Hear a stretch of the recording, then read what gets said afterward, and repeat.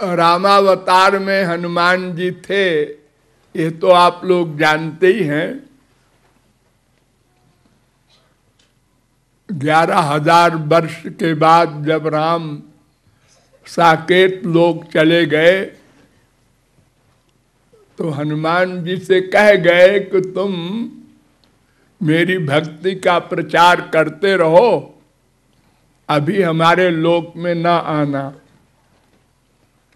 हम दोबारा आएंगे फिर बताएंगे। तो वे उनकी आज्ञा का पालन करते हुए त्रेता से लेकर द्वापर के अंत तक हमारे भारत में रहे।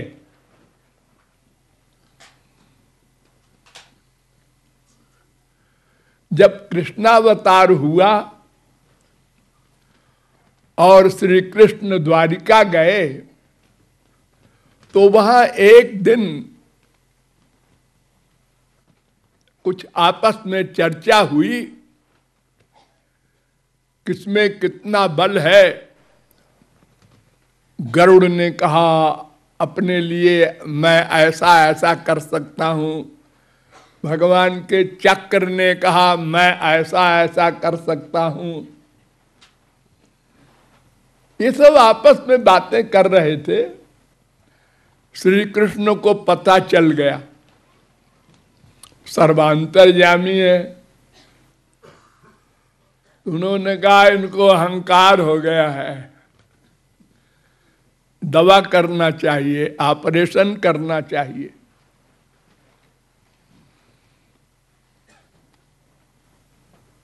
तो उन्होंने गरुड़ को बुलाया और कहा भाई देखो अमुक पहाड़ पर हनुमान जी रहते हैं, उनको जरा बुला लाओ, कुछ जरूरी काम है। उन्होंने कहा सरकार अभी गया अभी आया।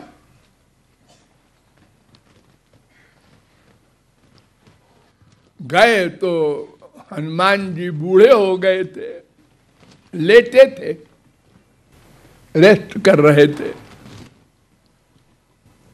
तो हनुमान जी को अपमान पूर्वक कहा, ए बंदर, रास्ते में पूंछ किए बैठा है, इधर कहीं हनुमान जी रहते हैं?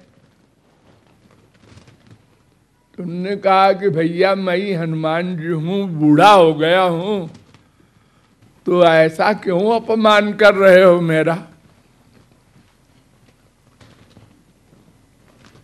उन्होंने कहा अच्छा अच्छा तुम हनुमान हो, सारी देखो तुमको हमारे प्रभु बुला रहे हैं, श्री कृष्ण। उन्होंने कहा कौन? श्री कृष्ण भगवान। हनुमान जी को मजाक सूझा। उन्होंने कहा मैं राम के सिवा किसी के बुलाने पे नहीं जाता, जाओ कह देना मैं राम का भक्त हूं, राम का दास हूं, ऐसे सबके बुलाने पे जाऊं, क्यों जाऊं? और तुम देख रहे हो मैं बूढ़ा हो गया हूं।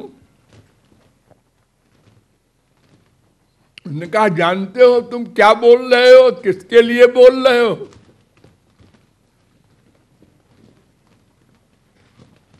उन्होंने कहा हाँ जानते हैं, जाओ कह देना।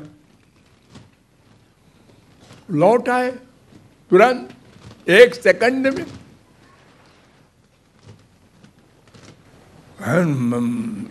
महाराज तो ऐसे आकर के बोल रहा था, कैसे कैसे आपकी बड़ी तारीफ कर रहे थे।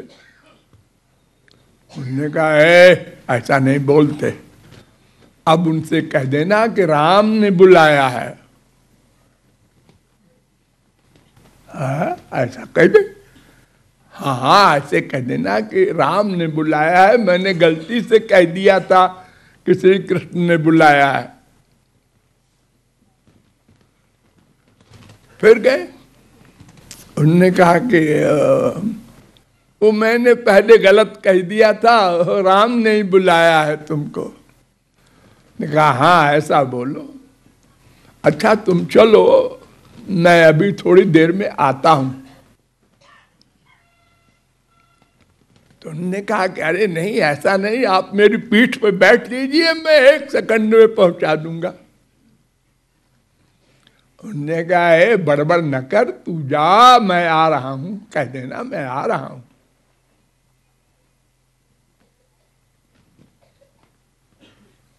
वो पीछे पड़ गए गरुड़ जी, अरे नहीं वो राम जी नाराज हो जाएंगे। अरे मैं कह रहा हूं ना कि तू चला जाए यहां से।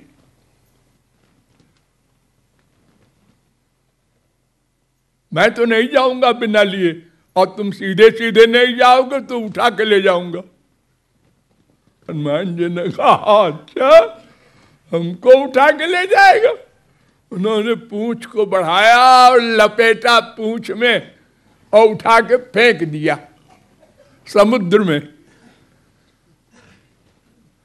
गरुड़ को, और तुरंत 1 सेकंड में पहुंच गए द्वारिका। द्वारिका पहुंचते ही गेट कीपर जो है वो चक्र था, वो हमेशा रक्षा करता था द्वारिका की। उन्होंने कहा बंदर कहां जा रहा है? चक्र ऐसी कोई चीज नहीं जिसे न काट दे चक्र, वज्र हो चाहे कुछ हो। तो हमने कहा अरे भैया हमको बुलाया है श्री कृष्ण ने। अरे तू है कौन? इधर आओ तो बताऊं। मुंह में रख लिया।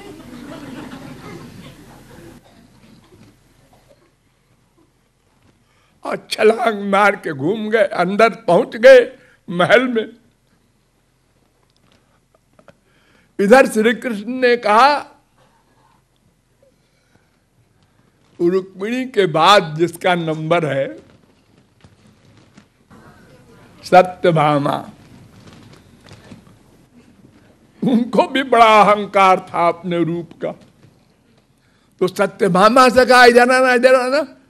देखो ऐसा है कि हनुमान जी आ रहे हैं तो मैं तो राम बन जाता हूं, ये मोर पंख फेंक करके धनुष लेके बैठ जाता हूं, और तुम जल्दी से आ जाओ और सीता बन जाओ। तो जल्दी से आ करके उन्होंने कहा अच्छा क्या पहनूं? वो क्या पहनती थी? उन्होंने कहा ये पहनती थी, ऐसे रहती थी। उन्होंने कहा बैठ गए बाएं तरफ। हनुमान जी पहुंचे, प्रणाम किया और कहा प्रभु कैसे बुलाया? ऐसे बुलाया, मिलने की इच्छा थी। प्रभु एक बात पूछूं, आपके बगल में एक कौन सी नौकरानी बैठी है?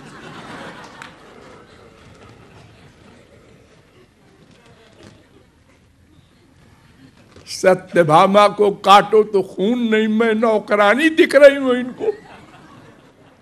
और बंदर ये बड़े शकल सूरत वाले हैं।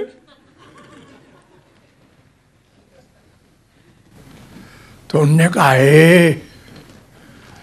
हमारी माता जी सीता जी हैं। चुप हो गए। ये मुंह में क्या ले रखा है यूं करके मुंह?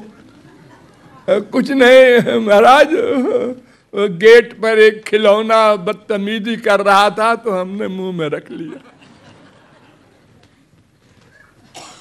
निकाल दिया चक्र।